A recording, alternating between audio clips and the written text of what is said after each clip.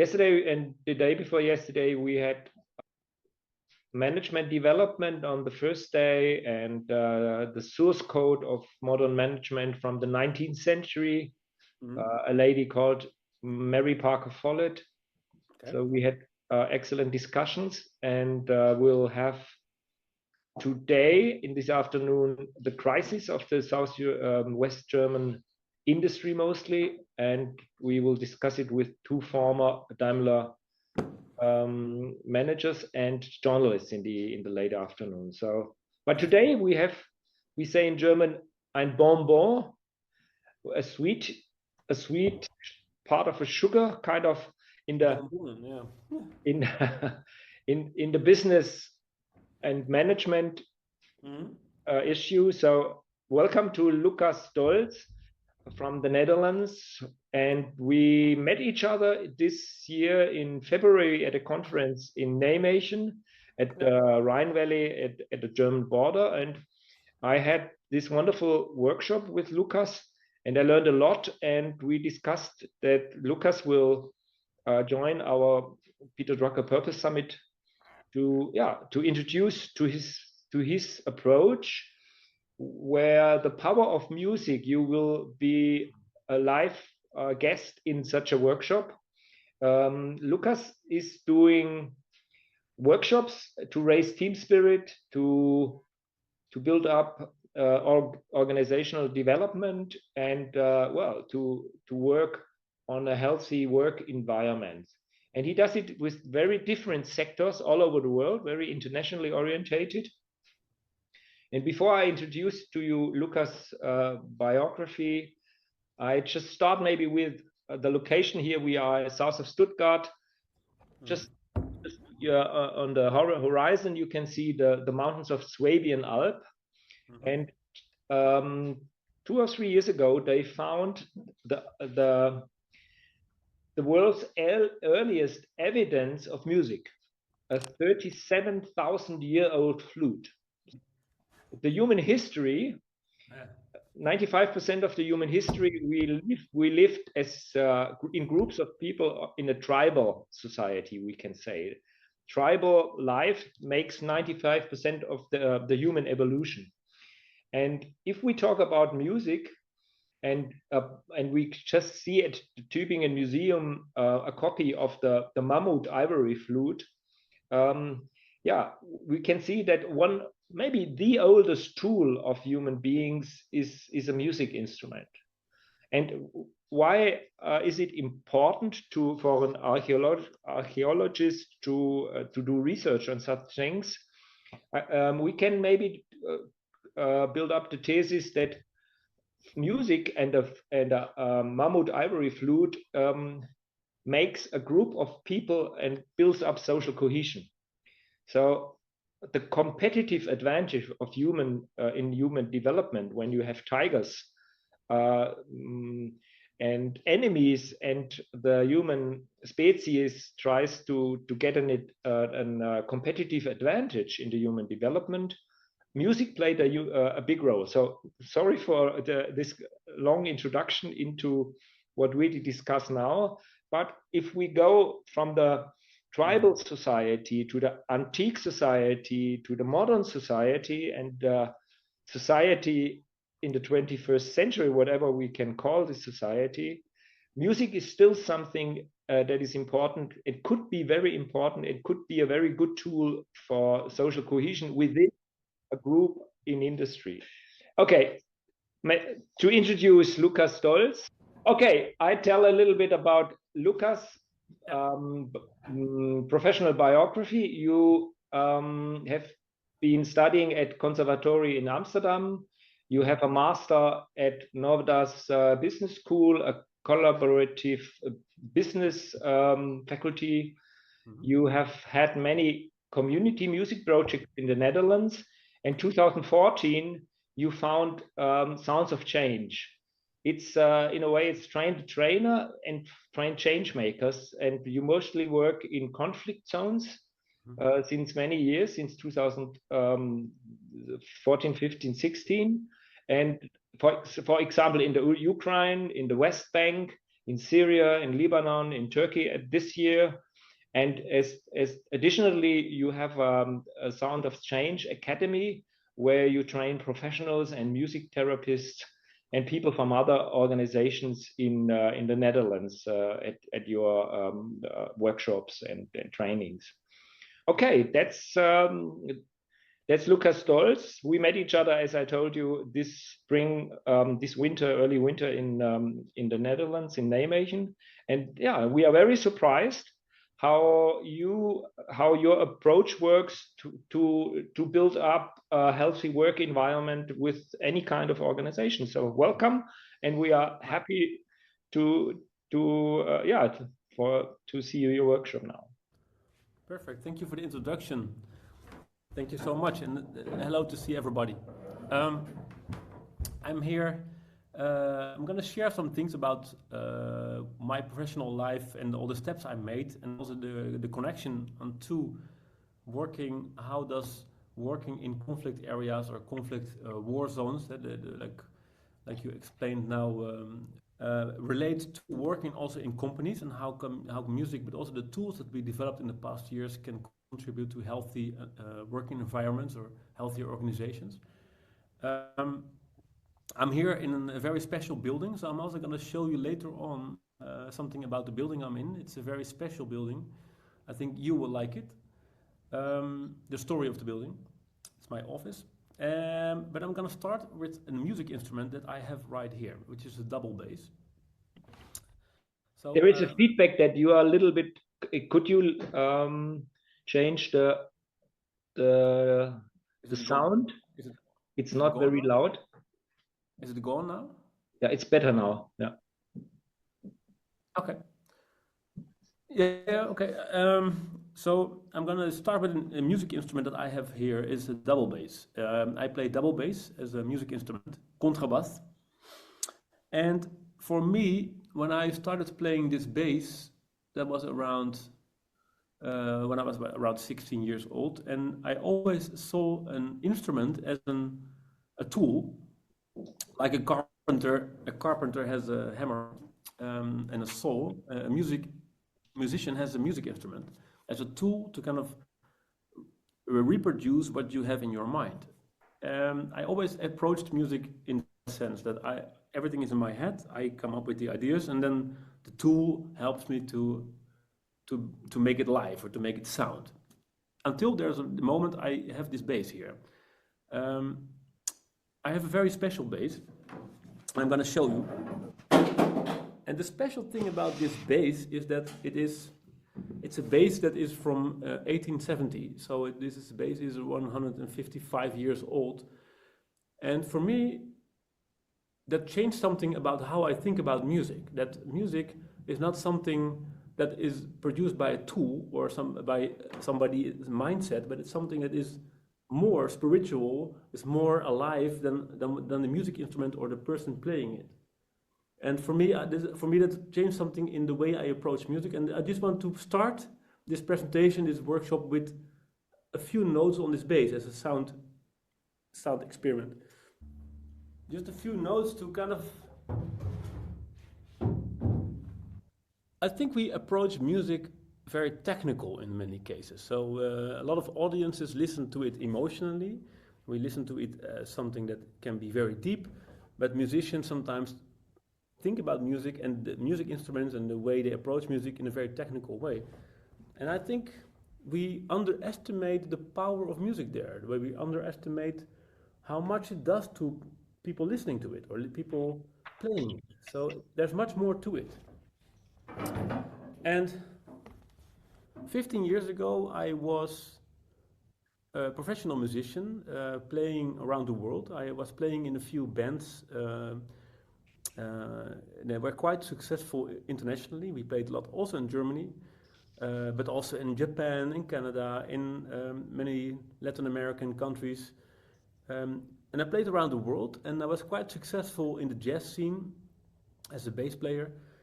And then I was watching the news in 2012, and I saw the war in Syria evolving, and I was a bit frustrated. I was watching the news on the television, and I thought, what sorry, is there still the feedback? Now it's good, right? Yeah. So, and I was watching the news and I thought, well, I'm just a musician. What can I do to kind of to help people? But I'm just a musician. Like I can play double bass quite well, but there's a war going on. What can you do? And I was frustrated for weeks, for months at home. Not super high volume. Okay, I can make maybe yeah, the output volume is on the highest here. Oh no, the input volume can be higher. This is much higher now. Okay, cool. Yeah. Somehow it went down. Okay, yeah, this is much better. So I was watching the news and I thought, what can I do? And I was at home frustrated until the moment a friend of mine called me and he said, I'm going to Jordan. I'm going to work in one of the biggest refugee camps in the Middle East, and I'm going to make music with the children. Do you want to join? And I was quite spontaneous. I said yes.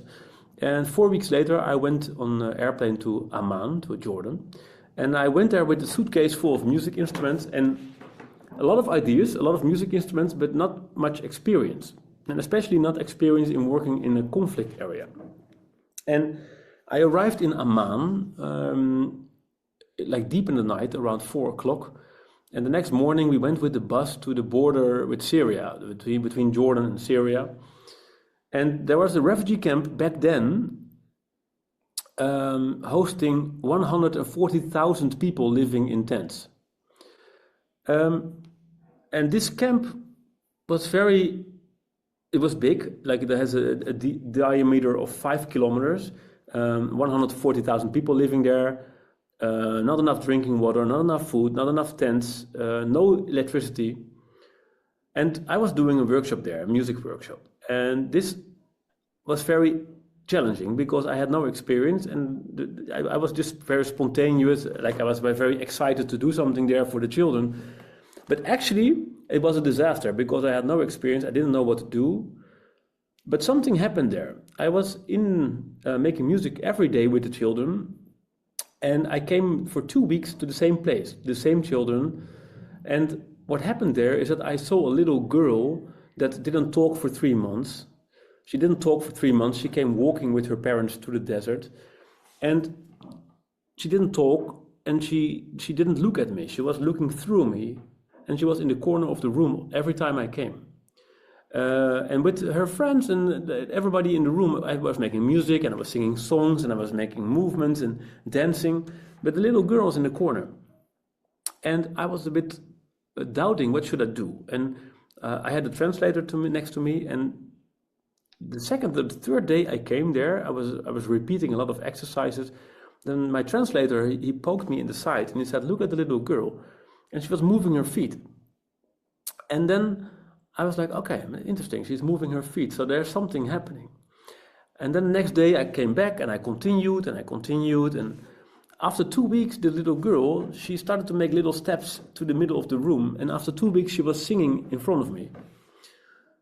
And for me that was something, I was very deep, to see somebody from not speaking, not communicating for 3 months until singing in front of me, within 2 weeks. And this something changed my life, I think, at least the way I look at music and I look at my own ability to help people through music. And I also think about that instrument I just played on the double bass. Like there's something happening in between what I do and what I think of and what the other person is receiving. There's something special happening there. So actually, like the introduction, this changed my life, and I went back home and I decided to change my life in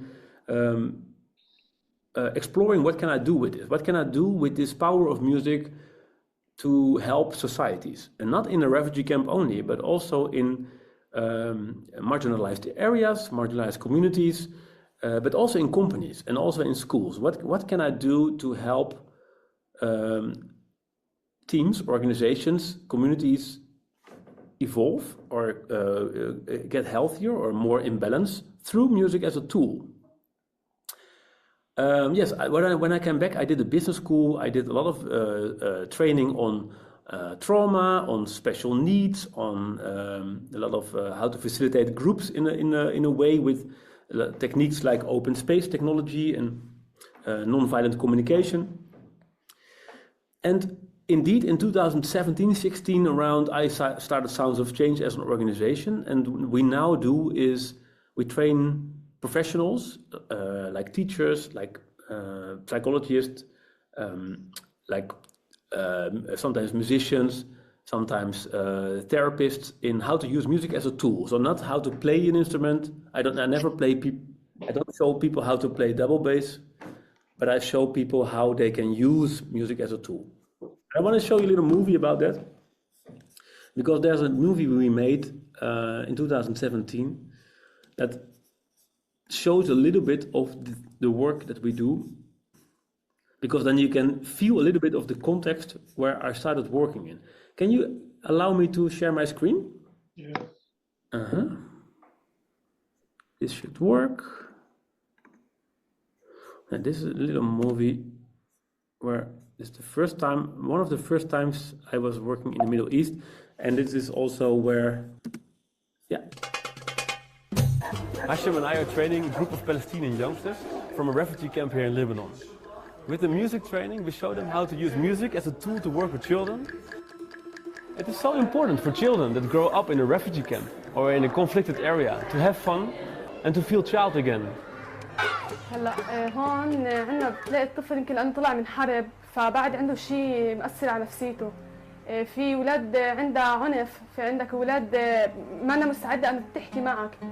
فانت لما تلاقي شيء توصل فيه العالم كلها مع بعضها اللي هي الموسيقى. الموسيقى شغله كثير مهمه، خاصه هلا يعني لما انت تكون قاعد وبس تسمع لحن لحالك بتصير تقوم بدك تهز وهيك وتتحرك. فالطفل يمكن هذا اهون اسلوب ممكن تجي فيه عشان تحركه وتغير له مشاعره وتزيد ثقته بحاله، يعني هو بيأثر كثير ايجابي على الطفل. يمكن نحن كانت معداتنا بسيطه اكثر من نتصور، حركاتنا بايدينا يعني شيء استعملنا بجسمنا بس كثير اثرت على الطفل، يعني اذا بساعه قدرنا نغير هذا الطفل. خلص اوكي؟ كان جزء من التمرين انه نروح على مخيم تل عباس. كان في ولد صغير اسمه خالد. اول ما وصلنا كله صار يقول لنا انه خالد هذا الولد اللي مثل اللي عامل ضجه. ومين انت عندك كم اخ واخت؟ عندي 3 بنات و3 صبيان وواحد مات ضلوا 2. فعل كثير عنيف بالعالم كله يعني وين ما كان، بس بنفس الوقت قادر ان توصل العالم كله ببعضها. So it's a little movie of the context that we work in when we work in war zones, and this is Lebanon, and it's quite impressive to see in such places where music can actually help to spark joy. We can understand that, of course, right? We see people laugh and we see children interact, but it is also a place where music can function as a way to build connection and also to build a kind of a sense of autonomy, where a lot of people that are traumatized. Lebanon, not Jordan? Is that the question? Yep. Thank you. I just wanted to ask, was this pictures of Lebanon or was it pictures of Jordan? Amman, please. Thank you. Oh, this is Lebanon. The movie is from Lebanon. It's only Lebanon. It's a Palestinian camp in the north of Lebanon, above Tripoli. Thank you, sir. Yeah. That was my question. Thank you. Yeah, cool. And what I see in those places is how music can, very similar to what we can see in Europe, that music can be funny, can be interesting to learn some things, but it's also a function where it helps to build back a sense of autonomy, ownership, and then much more related to the social, psychosocial cohesion. And this is actually what we started to explore later on. And this is also where I can make the relationship between how does the same thing work in healthy organizations.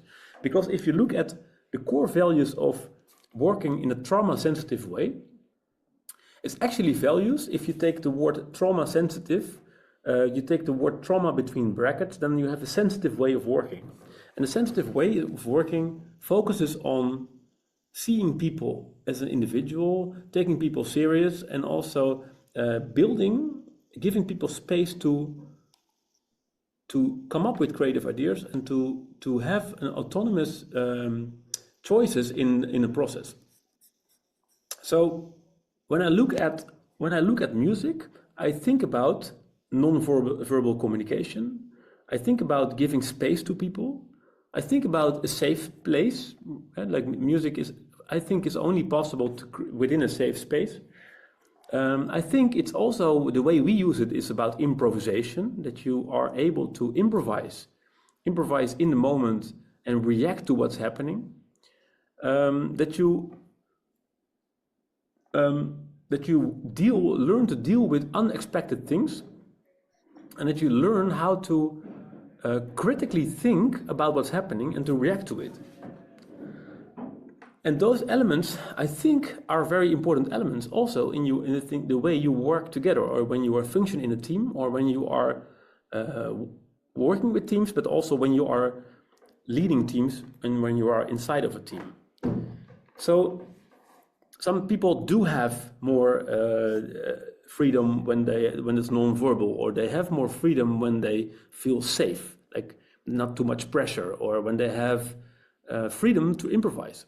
And I think through music, it is possible to practice those elements, to practice the element of improvisation, to practice the element of reacting in a moment, to practice the element of who am I and how do I deal with situations that are in the moment happening and not something I can think of for hours or days or weeks, but in the moment to react to it.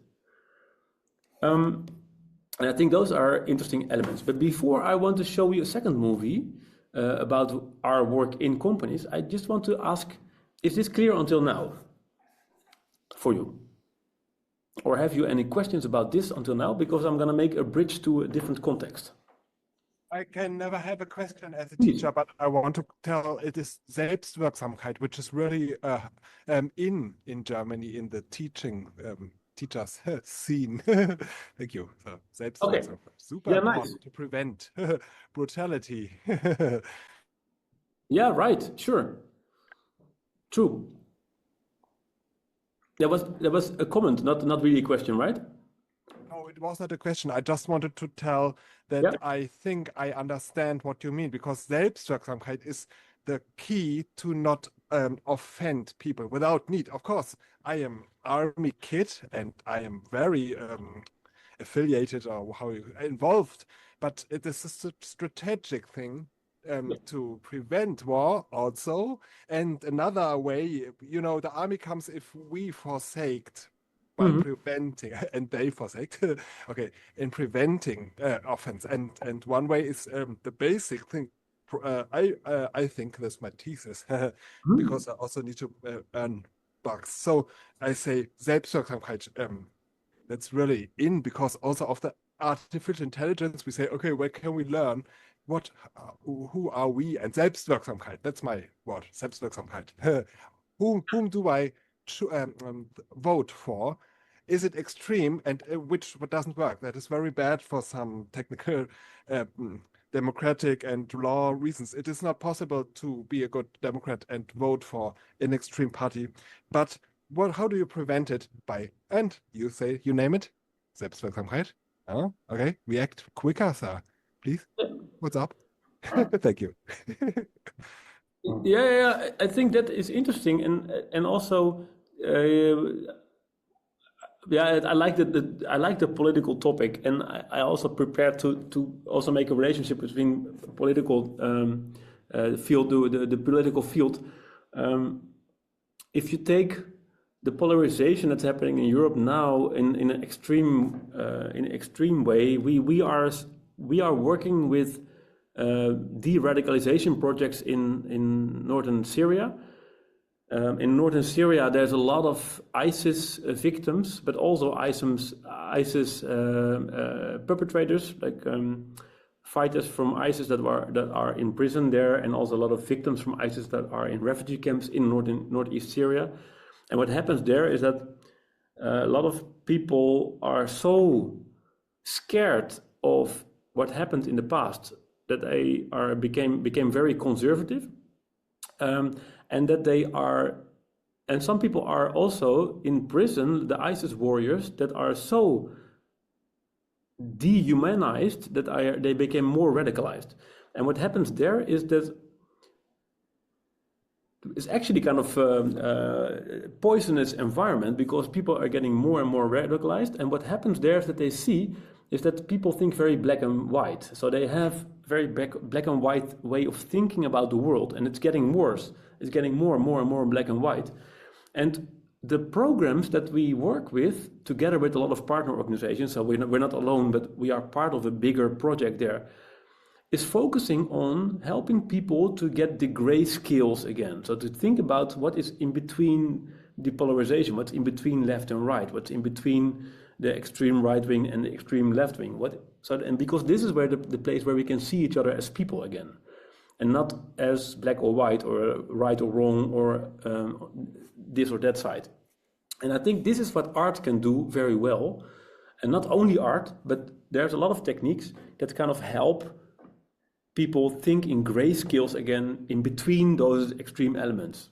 So there is very interesting relationships there. And I think that if you talk about these complex themes, to directly talk about it makes it difficult, because if you directly confront people with their extremism or with their the ways of thinking, this is also politically in Europe, then they will fight back. They will see, you think I'm wrong, I'm not wrong, and then you have a very difficult discussion. But if you use elements that are non-verbal or that are more a creative approach, where you build the connection between each other, and there you can have a space where you can have a discussion about these complex themes. So it helps to create a safe zone in which you are better able to have a serious discussion about different points of view. Yes, it fosters tolerance. Yes, exactly. But especially, that's why I see art sometimes as a Trojan horse. So art can be a way to get inside a community, or a way to get inside somebody's brain somehow, in a beautiful way, and then build a connection from where you can also discuss more difficult things. So I see it as a Trojan horse sometimes. Oh, it is, and I think that's the only professional approach to it, to see the other side. And of course, in Germany, we have, with the army, we have not such a good relationship. At least we didn't have.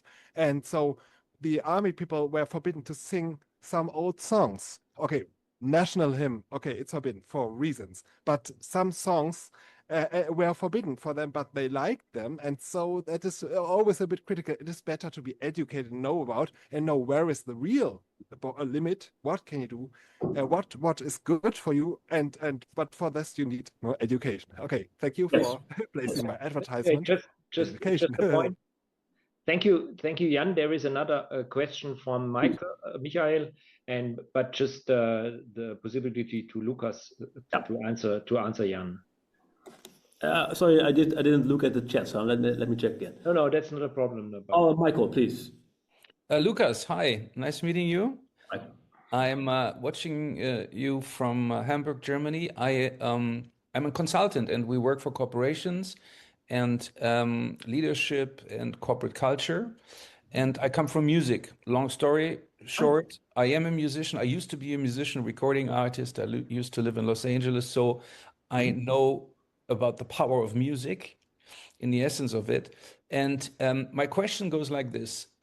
Obviously, music is a very powerful tool, and the metaphors of music, everything you describe, what music creates, is extremely important, extremely powerful, and clear, you know? So what I experience is that you come into situations that are rather harsh. You have companies that are struggling, you have toxic culture, you have stubborn leadership, selfishness, and so forth. Mm-hmm. And no question, if you create a situation with music, you create another atmosphere. And that has an impact, and that is a serious impulse. My question is, how do you bring this impulse, this power, this energy, this reflection, this beauty into the continuity of a corporate life? Good point. That's a very good point. This is a very interesting topic because there's a lot of answers to that. And I think, of course, a one-time intervention doesn't work. Yes and no. I think one-time interventions can sometimes give a different point of view about colleagues or about the team that you didn't know. Sometimes when you do something else than working or than talking, then sometimes you see people taking a different role or having suddenly more ideas than when they are in an office, that you sometimes just see a change of system within that session, that sometimes the manager can suddenly be very inspired by one of his employees musically, and that sometimes it can change also the future perspective on each other. I think within the way, at least the way, let's say the way I facilitate music, because of course there's many different ways of working with music. The way I work with music is about creating equality in the moment. So everybody's equal, everybody has the same responsibility for what we do together, and everybody has a role in there, and the role can be flexible. So you can have a small role, you can have a big role, but everybody has a role. So I try to focus on a comfortable place, a comfortable role for everybody, but everybody has a role. And I try to focus on improvisation, because improvisation is not something as playing a song that I prepared. Improvisation is something that we create together in a moment, and it wasn't there before we made it. So we make it in a moment, and we cannot judge what we do because it's not there yet. And the moment I play a song with people that we all know or that we prepare, then we also talk about, right away, we talk about good and wrong. If we play a piece that we know, then we also judge it right away because we know how it should be, or we know how it should sound, or we know how. But if we take out that, if it's going to be about, we improvise it, we don't know what's going to happen, we don't know how long it will be, who's going to start, who's going to end, we don't know that.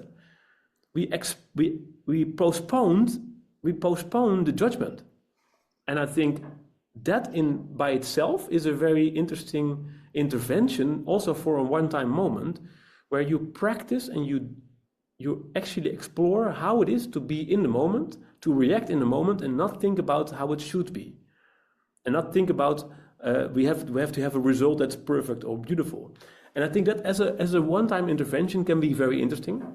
But of course, if you can have that every month, then you can build on those practices, and I think it has more impact, of course.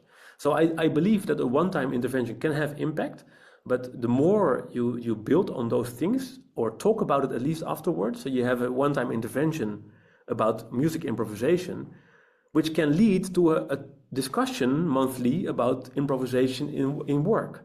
So that doesn't mean that you have to make music every month, but it can be that you continue the conversation about what the insights were of that intervention.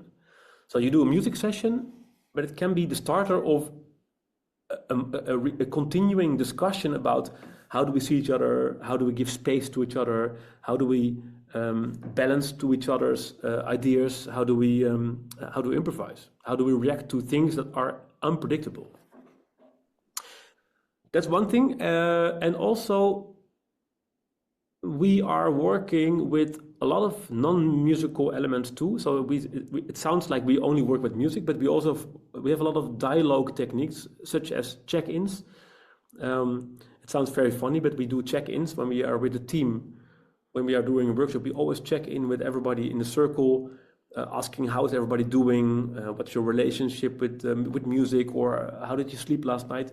And this sounds like a very simple tool, but it's actually something essential, because you check in with every individual in the circle. And checking in, I see a lot of organizations that do a one-time workshop with us, but they continue checking in with each other every Monday morning. And checking in is not about music, it's about checking in how we are doing. And it's very important to know how we are doing. It sounds very funny, it sounds very logical, but in most organizations we don't know how everybody's doing. And if somebody is having a birthday today or somebody's lost a family member yesterday, it might be good information for everybody to know to be able to have a healthy working environment. So the tool of checking in, I see a lot of organizations that we do workshops with copying it and that at least trying it once or more times a week because they see that as something very valuable. So within our workshops or interventions, there are also elements that are non-musical that you can actually implement every week. And I always try to highlight that. Is that it's a long answer to your question. No, but it's an excellent answer. Okay. So you will start with us now a check-in in this group? Yeah, we can do that. Because this is something I love to do, if you like a little check-in, and then sometimes it can be a check-in with, can you show me with your thumb how you're doing? Like can be I'm really good or I'm not so good and everything in between. It can also be like a deep question, like what keeps you awake in the night, or you know. But I like the question how we are doing. So let's do a little check-in. Yes, I like it. We can do a check-in. Somebody starts, and when you finish, you say check-in, and then you name the next person. You can just choose one person from the screen, and you pass it on. So how are you doing today? I see trees of green, red roses too. I see them bloom for me and you, and I think to myself, what a wonderful world. Take Markus. Exciting. I'm not sure if I can really sing for you, but it's a pleasure to hear that music opens the door also in this alternative thinking and these possibilities, because I really aim music, and my last contact with that was on Wednesday with Elvis Costello. Some believe Elvis was the real Elvis. No, it was Elvis Costello in the age of 17 years old, and with the WDR big band in Leverkusen Jazz Festival. So I will continue to ask maybe Mr. Runia to take over. Klaus Schein, maybe you take the advantage. Okay, yes, I'm Klaus Schein. I'm very interesting in what's upcoming, and thank you very much for this approach, because I start my music with 6 because I'm stuttering, and I have a older sister. She put me every time down, but after 2 months I could play better than she, and then I stopped stuttering, and I began my life, and music is my life. Organist in the church, and also of course piano. And if you see my piano right now, let me see. There's my piano, and on my piano is some kind of music. I think you cannot see it, but there are some notes. So maybe every week or every day I start my own music, and I think I get in touch with myself, playing music and only improvising something. Of course, some own music, but mostly 99% of new things, what I just feel. And this gives me a lot of power to open myself to some communities. And in the context of business, I always remind what I can do if I get in touch with unpredictable things, and if I get in touch with bad people. I'm not listening to them. I'm listening to myself, playing music, and I'm remembering that I'm a little bit more able to do some things than other people, and this gives me a very strong strong, what is called strong confidence of myself. And thank you to music and thank you to your approach. Who is next? Yeah, who's next? Winner? He is absent, seems to be. He's absent. Droffelhaar? Michael Droffelhaar? I'm not sure. I introduced myself already. Okay. Stefan? I cannot see everybody here right now. Yes, I will try it. Okay, Stefan. I'm sorry, I'm not a musician and I'm not a singer, but it's a very interesting coincidence. My wife, every now and then, she said, "Oh, let's have a look for a movie." And yesterday night we looked at a very interesting movie. It's called "Can a Song Save a Life?"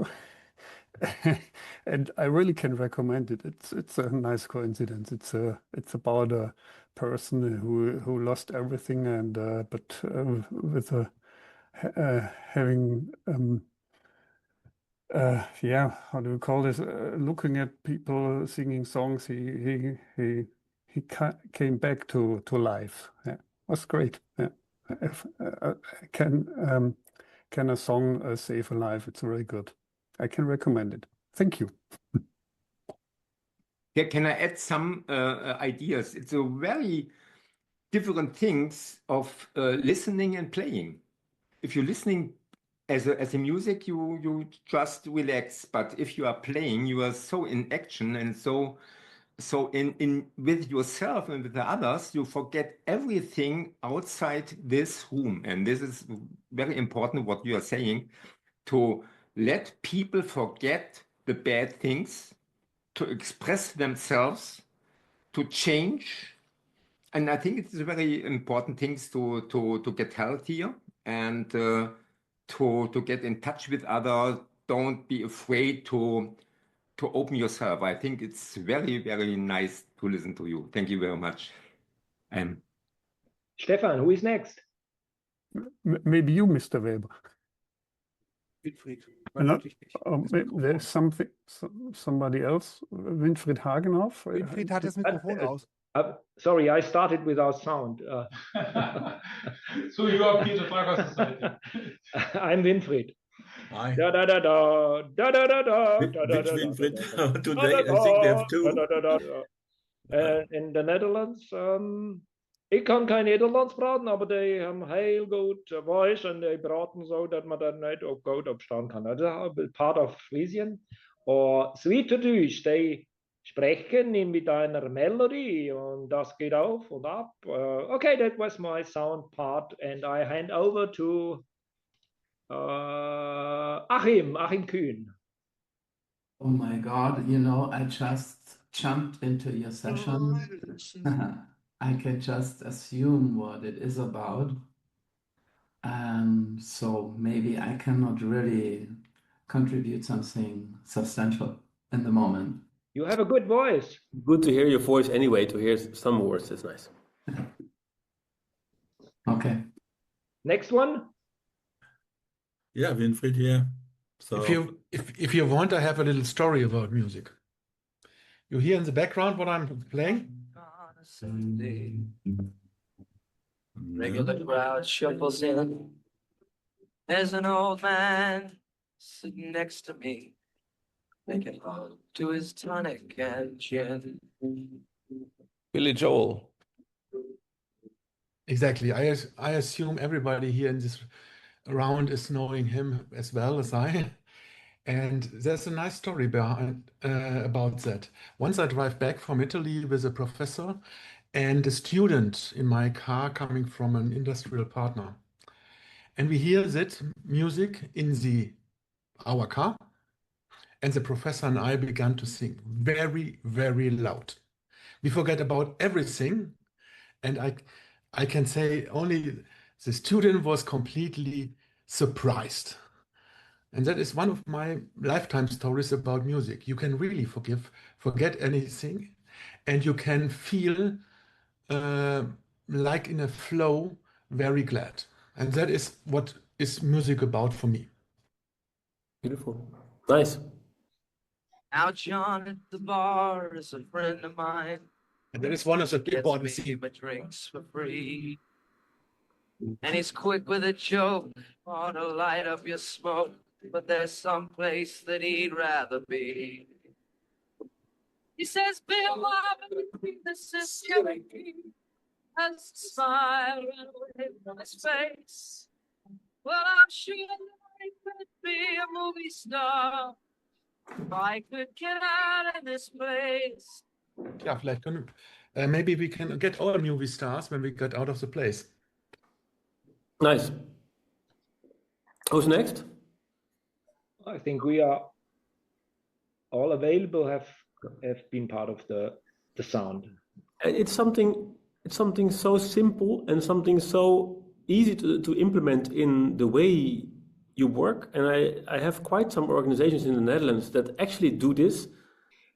And it's something easy, but it's not so easy. And something like, for example, there's a high school in the Netherlands, in Amsterdam, that is doing this with all the children in the morning, the teenagers.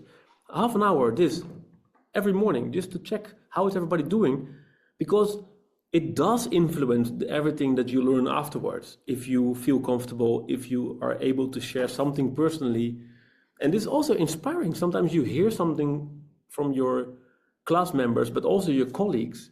That is inspiring. You were listening to the same music, or we do the same sports, or you also slept very bad last night because of a baby, whatever.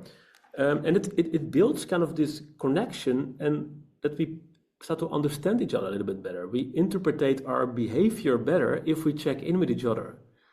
And even with my board, with the board meetings, we do a check-in, because every decision after a checking in is faster. So checking in, sometimes if you're busy and if you have a very big program or a very tight schedule, it sounds like it takes a lot of time. But actually, all the decisions that you have to make or discussions you have to do afterwards are easier, because you are doing it based on this trust or this connection that you first connect to. But then I want to show you, because I have more to say about this, I want to show you another movie. I made another movie of the same work that we do, similar approach, but then in organizations. And I made a short movie of that, and I think it's interesting to see, because there's some people talking also about it, how it was for them to do this. It is in Dutch, but it's subtitled in English. Let me see. This one, and then this one here. A part is a little bit similar as the previous movie, because I explain a little bit of Sounds of Change. I'm going to show. Not working. Sounds of Change is een organisatie die muziek inzet om sociale veranderingen teweeg te brengen. We geven trainingen in conflictgebieden. En op de plekken waar we werken hebben mensen heel weinig bewegingsvrijheid en mist er verbinding en structuur. Daardoor zijn we expert geworden in het creëren van veilige omgevingen, waarbinnen mensen met verschillende achtergronden samen gaan werken en de ruimte voelen om zich te uiten. We hebben gemerkt dat onze werkwijze universeel toepasbaar is en die gebruiken we ook in onze workshops voor organisaties. Wat ik ontzettend leuk vind aan hoe Sounds of Change werkt, is dat het in korte tijd lukt om een ontspannen klimaat en daarmee een creatief klimaat te realiseren. Iedereen is even op gelijk niveau, dus de hiërarchie valt weg. En door die gelijkheid ontstaat er veiligheid om juist voor je eigen idee op te staan of iets nieuws te proberen of buiten je gebaande paden te treden. We leren je om actief te luisteren, om oordelen uit te stellen, om te communiceren zonder woorden, om te onderzoeken. En dat doen we door een creatief proces te starten waarin de verbeeldingskracht van iedereen afzonderlijk wordt aangesproken. Improvisatie is continu meegaan of anticiperen op verandering. Ga ik volgen? Ga ik sturen? Stop ik even? Of ga ik een contrast aanbieden? Je kan het horen wanneer mensen naar elkaar luisteren. Je kan het horen wanneer mensen in verbinding zijn. En je kan het ook horen als mensen op hetzelfde ritme zijn. Mensen gaan op een andere manier naar elkaar en naar zichzelf kijken. Er ontstaat humor en vooral ontstaan er andere manieren van samenwerking. Ik zie vaak twinkelende ogen omdat mensen iets hebben gemaakt waar ze achter staan, wat betekenis heeft, wat een waarde voor hen heeft. En dat ze eigenlijk als groep veel meer een geheel vormen dan daarvoor. En dat daar heel veel kracht in zit. We willen bijdragen aan gezonde organisaties. En met de inkomsten die we daaruit genereren, worden onze trainingen in het buitenland gerealiseerd. Zo zijn onze workshops hier en daar met elkaar verbonden en maken ze elkaar mogelijk. I don't know if it's fast with the reading of the subtitles. It shows a little bit of how we use music to improvise, so not to learn how to play it, but just to kind of transfer your ideas and your ideas onto a sound.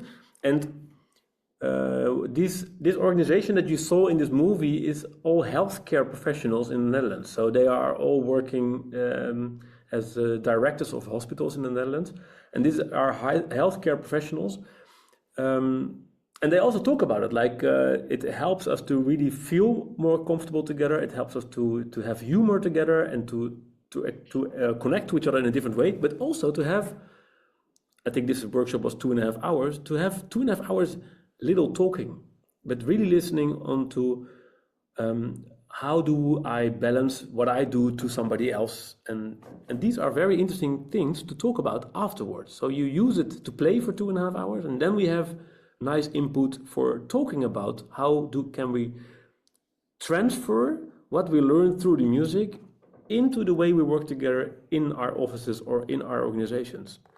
And I think this is actually how music can function, that it can be a starter of deeper conversations about collaboration, about leadership, about interacting to each other. I think this is what it does. And I also like to facilitate that, because I can hear it when people are not balanced to each other. I can hear it through the music, and I cannot discuss it in the discussion afterwards. I can also hear when people are on the same rhythm. I can hear it. You can feel it, and you can talk about it later. Like, if we can be in the rhythm in music, why cannot we be in the rhythm in our office? Or if we are able to listen and wait for each other's opinions and to work with two different ideas, how can we use that same idea in working with two different opinions in designing a system or designing a way of working together? I think that's inspiring, because it's not a usual approach to use music, but I don't think that people should play music in office in organizations, but I think they can use music as a starter, as an intervention sometimes. And so that's why I see it as something that helps to enable a society or a working environment that is more easy to be creative in, or it's more easy to show yourself in a very autonomous, honest way, and not from the shield that you have built within an organization. Like I have to wear a suit, and I have to be creative, and I have to be this. There's a lot of thoughts about that, but how about just being relaxed and to just kind of let creativity or let collaboration just do work by itself within a safe space? And I think this is actually what kind of these insights can bring. Any comments about this? Do you agree? Do you have questions also about the movie? Anything that you would like to say about this? Yeah, maybe from my side, a remark. We have in, let's say, management theory, we have kind of we look for symbols or pictures that symbolize the development of the management theory. So in the beginning of human beings or of organizations, we talk about, for example, Taylorism, and maybe it's a little bit like military music in a very standardized working environment. And that's there's a higher level. If you take a lot of management consultants, theorists talk about, to be a leader is kind of to be a maestro at Berlin Philharmonie, whatever, and it's an orchestra to play the music of Beethoven, as I use the sound of to sing an orchestra part of by voice of Beethoven, and then the orchestra is a very on a higher level a communication between the maestro and the high performance musicians, and then there is a next step in the organizational development. Let's say in the 21st century, like you as a bass player, you were in a jazz band. I suppose you were most of the time you've been part of a jazz band, didn't you?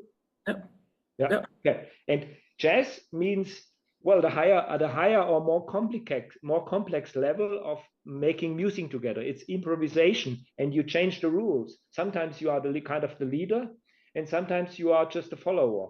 And that's, I think, what you do with us and talk about music is a starter. In a modern organization, on a modern organization level, exactly what you are talking about is another picture in way of sound and body, even, where you have many levels of your life, of your personality to express. Because usually in organizations we give too much power to the voice, the communication, and people have, for example, in an innovative or transformation part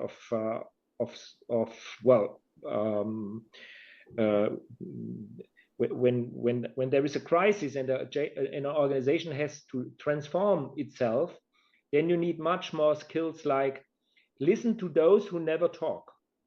Especially when I have worked with students, the best ideas in student groups come mostly if you have creative and innovative workshops from those who are not a very good rhetoric person, but who have wonderful ideas, and they are more introverted as personality. It's not always like this, but it's just an example where in a more complex environment as an organization, in a more transformation part of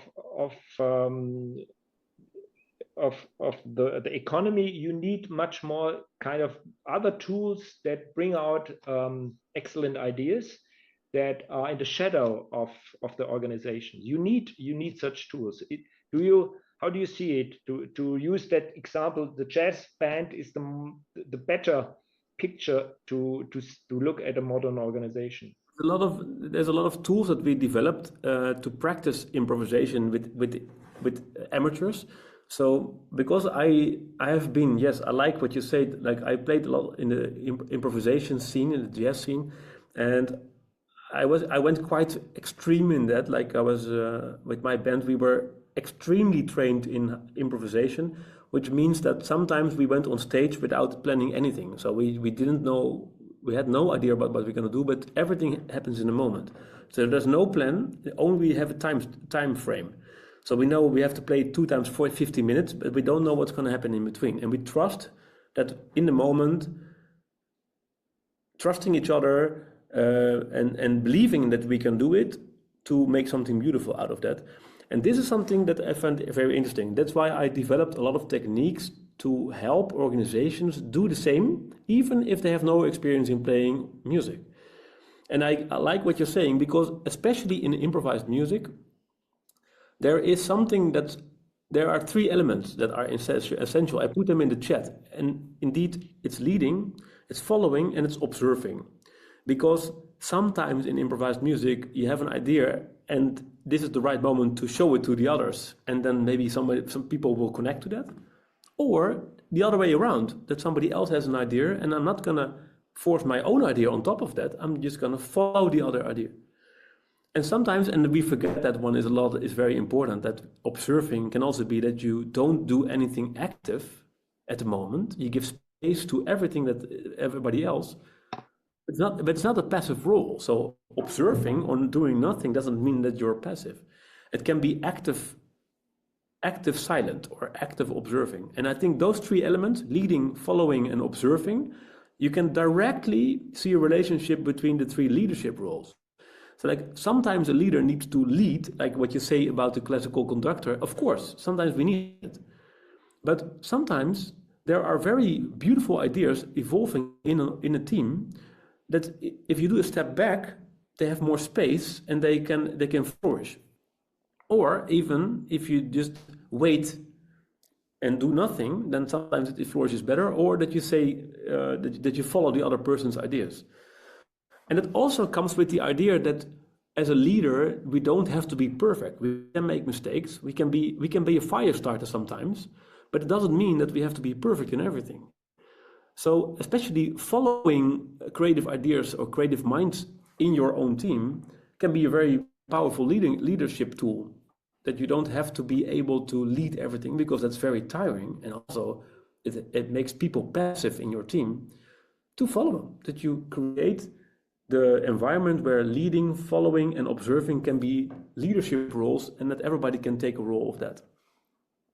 So especially, I was doing a workshop yesterday in close to my house, and we have something called buurtzorg, which is neighborhood care, health care, and this is the biggest organization in the Netherlands that has that has self-directing teams. So there's no management at all in the whole organization, but it's the biggest.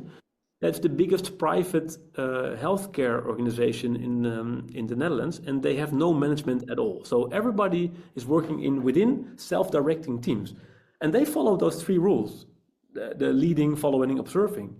So everybody can take a leading role, everybody can take a following role, and everybody can take an observing role. And there's not really a hierarchy in there. And I think, again, music can function to play around with those elements, to play, to understand it, to feel it, and then translate it into the way we work together. That's funny, Lucas, because 5 years ago, we gave an award in management from our network to, you know the name, buurtzorg. Oh, really? To Jos de Blok, the founder of buurtzorg, and I know him personally very well. He's kind of a friend of mine, and so it's really funny. Where have you been to this workshop with buurtzorg? This was a community event, so we did with on a local level. Sorry? On a local level of buurtzorg. Oh, sorry, it was Bussum, close to my house. It's a regional part of it. Yeah. But I like those things, because I like that in the organizations where we have this kind of flat thing, it's very similar to the way an improvised band works. So a classical orchestra doesn't work like that. We have a lot of musicians, and we have a leader that's clearly the conductor is a very, I think you can say conservative leader, like the orchestra waits until the conductor says we start there. But when we improvise, we are at least, we are more or less equal to each other, and it just sounds better, and it's more interesting if we really give space to each other, and that we don't say my ideas are more important than your ideas. Or I never see jazz musicians discussing on stage what's happening. They play for 50 minutes, and afterwards they might talk about what happened, but we don't do it in the moment. And when we look at organizations, we do that all the time. So we don't try things for 50 minutes or a whole day and talk about it afterwards. We always try and talk and try and talk and try and talk, and that makes, sometimes we make the process very slow. And that's also why I like the researchers where we try to have complex challenges, and they compare how children deal with it or adults deal with it, and that children sometimes deal better with complex challenges because they are trying things. We tend to talk and then try, and they tend to try and then talk afterwards. And I think that's very interesting, like to invite more of the experimenting, improvising, trying phase, because the talking, we already do that. We already do that everywhere, in every organization. So let's try to have a little bit more of the other energy in there. I'll give you an example from my workshops with students when we start what is management and what is the process of organizing. And I use the tool of the spaghetti tower. You have 20 spaghettis, and you have a marshmallow and a little bit of tape, and then you have 3 minutes to build the highest tower. And in the Corona time, I did it online, and because they couldn't meet with people, they said, I do it within your family, with your kids, with your nephews, whatever. And it's always, as you said, academics and mostly even the profession of management, they talk. When they have 3 minutes to build a high tower, they talk, they discuss. And but kids, when my students do it with their nephews together, they start from the beginning, and always kids have the highest tower, always. So 90% of the time of the results are kids are masters of building spaghetti towers with improvisation, and that's what you say. So the jazz music, the kids from Spaghetti Towers. That's our future in a way. Or am I wrong? Yeah, and also I think do you know the challenge with the nails? Some of you, do you know this? The nail I brought them for fun. Like I have these nails. Ah, nails. Yeah, okay. I just need to vote with you. Like I have nails. I want to balance 15 nails on one. So I have one nail and I want to balance 15 on them without using glue or a rope, anything. I only have nails. I just want to balance 15 of them on top of one. Is it possible? What do you think? No. No? Somebody else? What do you think? You didn't bring them to show us. It's not possible, I guess. Exactly. So this is actually what I learned in a leadership training, where this guy was showing that it's about the creative mindset of believing it is possible is sometimes more important than doing it. But then we had a long discussion about this, and there was a lot of different people from different organizations, and he was doing training in conservative environments in the Middle East.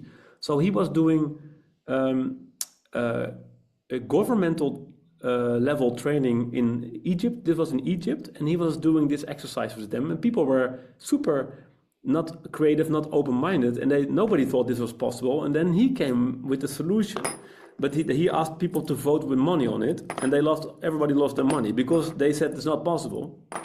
And I'm going to show you now. So I have the nails. I'm going to put one here, and I'm going to make this one. Now we have 6, 7, 8, 9, 10, 11, 12. Hello? I'm not, I think I made a mistake. I think it's going to be less, but I'm going to put one on top. And now, let's see. Yeah? Yeah. And then I'm gonna have, but now sometimes I make a mistake here. I'm gonna put one on top of like this. Look, this is exactly, this is one nail that balances all the other ones. And I did it quite fast now. And what I like about this is that it's a combination of trust and faith. Like I believe I can do this. I believe it's possible, but I don't know yet. I don't know yet how, but I believe it's possible. And I think this is something that artists do a lot. They can and also designers, of course, they can imagine something that is not there yet, but that you can imagine it's possible without knowing it yet. And I think that's very interesting. And this kind of that do it and try it are much faster than people that are regionalize it and discuss it. Great. This reminds me to Achim. Achim in a group. He has been working for 20 years in a company worldwide known where they do and did something that the people thought this is impossible. Maybe Achim, do you talk a little bit about that? Sorry, yeah, please do. Okay, so what to talk about? So the company I have been working for is manufacturing tunnel boring machines. So in the underground, and Mother Earth let us really a great variation of underground situations. And once you want to build a tunnel into it, you have to be sure that you will meet situations you have never met before. So this would be always pioneering. And the real thing is that you have a culture or leaders who would say, regardless what comes into our way, we will find situation to overcome this and bring it finally to a breakthrough. So the thing was that we taught ourselves or made it a momentum of the brand to say it's the art of story doing. And to do a story, it needs to be ambitious, could have some uncertainties, But once we believe in the experts who are doing the mission, we will overcome every situation. So this was a very simple thing I started to create. And when I did the branding, I orientated on this monomyth from Joseph Campbell. So that once you hear a call and you think the call is crazy, you cannot do it, but some of the spirits tell you why not, and maybe you are the community or the person who can really do this. Why don't go into this adventure? Of course, when you do it for the public, because most of the tunnel infrastructure or underground infrastructure is being built by executive entities, you should not cheat them or tell them stupid stories. You have to be reliable. So you have those 2 moments that you say we can do the longest tunnel through the toughest mountains, and you will finally have not just a breakthrough for the team and the corporations who built it, you will have a breakthrough for society because you have a new link. Yep. And so you have it for 3 years or 5 years, and you have a lot of trouble, and it will cost you a lot of nerves, but finally you've done something impossible. And how about the sound at tunneling projects? Oh yes, for one of the anniversaries we had, the last one I did for the corporation, I ordered a sound engineer to went on different job sites, take sounds from the material of the tunnel boring machines and the geology, and she composed a symphony, Herrn nicht Underground Symphony. And this was very beautiful when all the engineers and the guests saw that there is genuine sound in the material, and it became a very touchy moment when they realized that in their mission is also sound. And one time I wrote a lyrics, and we looked for a composer to make a music piece out of it. And then we invited all the employees to sing and perform this lyrics. It was the lightning rule, and it described that even in the darkest moments, if we stick together, we will do the mission. And what was very amazing, that so many people were sad that they were not a member of this performance, because we couldn't invite 5,000 people to do the song. And I could see that there's such a strong community spirit in it. And regardless, the leader and the owner who cried when he saw his own people perform the song. This was wow. Wow, beautiful. This is a tough guy, who would not. Easy. Wonderful example, Achim. I like it. Super beautiful. It's really amazing. Yeah. You should work together, Lucas. It sounds really interesting. Yeah. I love it. Yep. I think that's a wonderful example, because most of our guests are from the engineering professional. So therefore, this is a wonderful example, Achim. I didn't even know it. So I hear it the first time from you. That engineers like music, like this kind of music, not only, but they can have the creativity, like you said, to produce it. Yeah, and also yes, I like that, and it's all about the imagination of something of relationships of things that you didn't know it were possible, or that you didn't know, but that you somehow can imagine that that we can combine different worlds and doing something with that. I think that's very powerful. If I might add something to that, please. Because I've been reflecting on the question, what is the core power of music? What is the essence of it? And I think, and I tell you a little quick story. When I was about 5, 6, 7 years old, I was walking through a neighborhood, and as you all know, when you're 5, 6 years old, you're stuck in your little perception of what is going on. You're trying to understand school, your parents, but you don't have the ability to step out of your own movie. You don't have the conscience that you have as an adult. And I was walking, there was someone, there was a window open, and I was walking by, and suddenly I heard this melodies, and it was the Beatles, and they sang, "We all live in a yellow submarine," and it hit me like a truck. And what happened? And that's my point. I think that music is maybe, or at least one of the most incredible sources of confidence and of a spiritual power that we have inside that we in some cases don't even know about.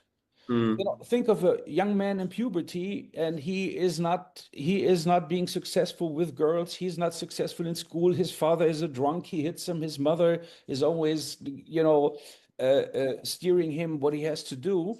And he's kind of stuck in the situation. And suddenly a friend comes and he plays music for him, Metallica, whatever it is. And he hears a song, and then suddenly this deep energy that lives within him that he had never any access to kind of explodes.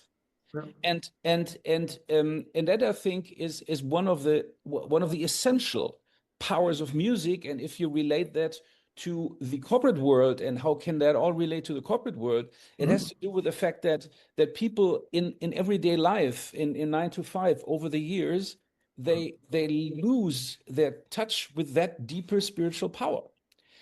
And music can bring them back to that. And you can say, listen, do you remember when this and this happened in your life and how much power it gave to you? And we, with a one-time intervention, and however you mentioned, Lucas, we can kind of connect you with this power within yourself, just as a little thought. Yeah, I think this is very powerful. And these examples everybody has these examples somehow, right? I think everybody has these examples. And sometimes when we are more professional, we kind of lose sometimes that energy. Sometimes we forget it. It's not forget it, but on the background. It's on the background of that energy, of that force that we all have somehow. Yes, thank you. Yeah, okay, beautiful. Thank you, Michael, and thank you, Lucas. I think we have exactly 1:30. So I just wanted to finish up with one little sentence. Is that I didn't have time to show you where I am but I wanted to just want 10 seconds of the building through a window here. I'm in an office here, and if you look at this is an office. This is an old military building, and the designer of this building, this is an old building, but they cut off the concrete from the middle. So this is all cut out from the original building. You see that? Yes. So it used to be 5 floors, and they cut out the middle of the building. And it's very interesting because it's inspiring to be here, where they recycled an existing building of, I don't know, 50 years old, but they recycled everything inside and outside. And on the roof, they have the most expensive pur to isolation, which is made from shredded money from the German bank from before the euro. Well, serious, it's like there's a few billion euros on the roofs here that they made a kind of isolation pur made from shredded money from the German bank. And I think these things, because the owner of this place is an artist, but the people that are working here are companies. So we have corporate organizations and artists working together. And I think this is what I like, that where we can really sit on the same table and sit in the same building and really have the same discussions, that we as artists or musicians can think along with complex discussions in organizations, and the other way around. Sometimes an engineer can really think with creative mindsets and creative ideas, and the other way around. Like it doesn't have to be so separated. That's what I would like to finish with. Like, I really like all the examples, all the testimonials where we can really see each other as equal people and use each other's mindset. Yeah. So thanks a lot for your time.